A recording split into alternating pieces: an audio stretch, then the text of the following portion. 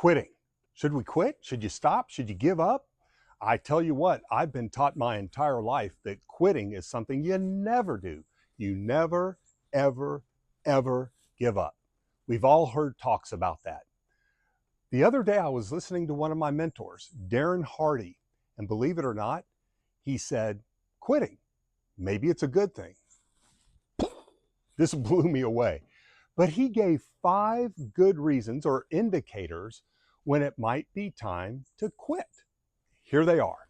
Number 1, maybe it's time to quit if, because the only reason you're doing something is because you think, well, maybe I should be. That's no reason to keep going. How about this one? Number 2, no more love. You know, there have been times in my life where I've had a job where I've gotten in the car in the morning and I'm like, ugh, I cannot believe I'm going to go do this again. I just don't love it anymore. Maybe it's time to move on. How about number 3? It just isn't working.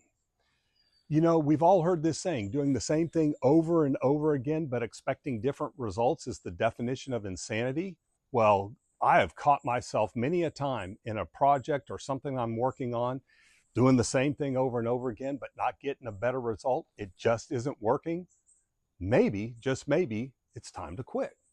Number 4, and this is important, particularly as it relates to business, you're chasing sunk costs.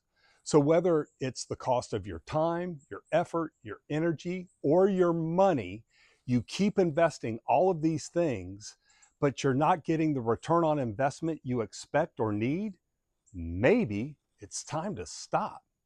And number 5, and this is very real. This is real to me. I know I have used this reason, and that's fear. Fear.